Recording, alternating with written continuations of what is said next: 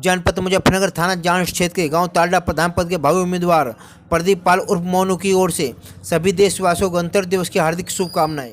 वहीं प्रदीप पाल का कहना है, गांव में मुझे नया परिवर्तन लाना है, सरकार की सभी सुविधाएं लोगों तक पहुंचाने, गांव में विकास के लिए मैं चुनाव मैदान में आया हूं। तो आइए मिलते हैं तालडा प्रधान पद के भावी उम्मीदवार प्रदीप पाल उर्फ मोनू से।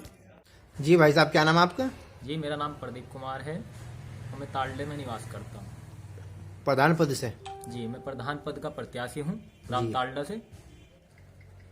भाई साहब ये बताओ, इस वजह से चुनाव मैदान में आप आए हो जी, क्यों और किस लिए आए हो? जी मैं इस बार आया हूँ गांव में कुछ नया परिवर्तन करने के लिए। जी।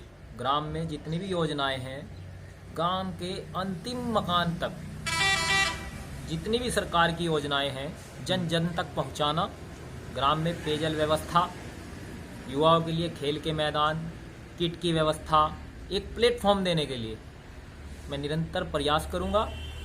और जो एक रुझान होता था गांव में कि एक एज बाउंडेशन होती थी कि भाई 50 साल या 35 साल या 45 साल का ही प्रधान पद बन सकता है, प्रधान बन सकता है जी। ऐसा इस बार नहीं होगा।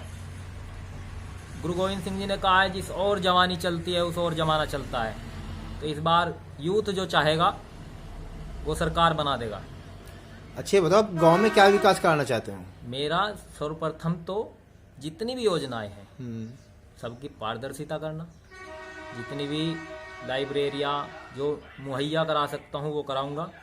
पानी की निकासी हमारे गांव की सबसे बड़ी समस्या है जी।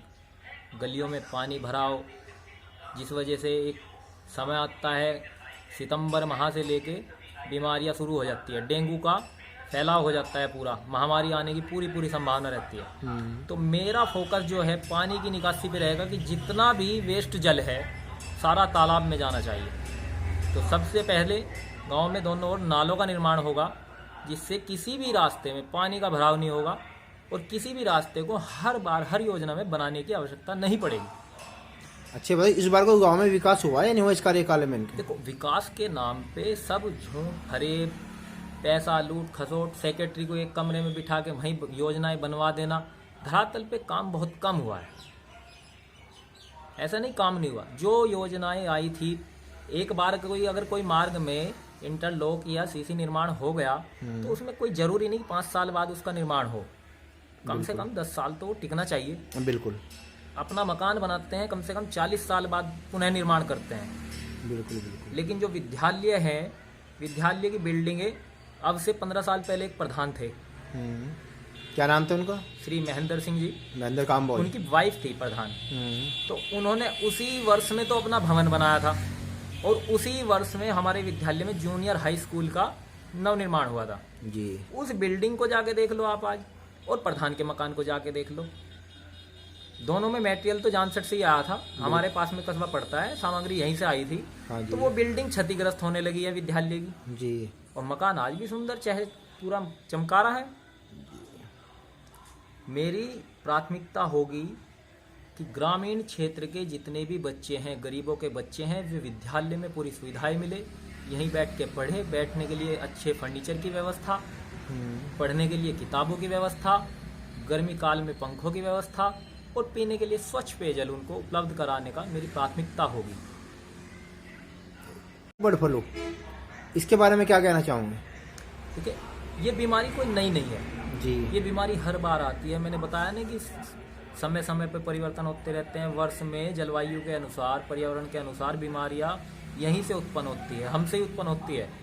कि हमारे जो क्रियाकलाप होते हैं दिन में, जितने भी वेस्टेज है, ये वेस्टेज अगर इनका कोई भंडारण नहीं होगा, इनकी कहीं अगर इनका निस्तारण नहीं होगा तो पर्यावरण में फैलेंगे, बीमारी तो आएगी। मैंने बताया ना कि स्वच्छता बिल्कुल जरूरी है। कचरे वाले हम हैं, हमें प्रत्येक व्यक्ति को जिम्मेदारी लेनी पड़ेगी कि अपने आसपास का पर्यावरण, वातावरण और धरातल भी जितना स्वच्छ रहे, बीमारी अपने आप ही नहीं आएगी।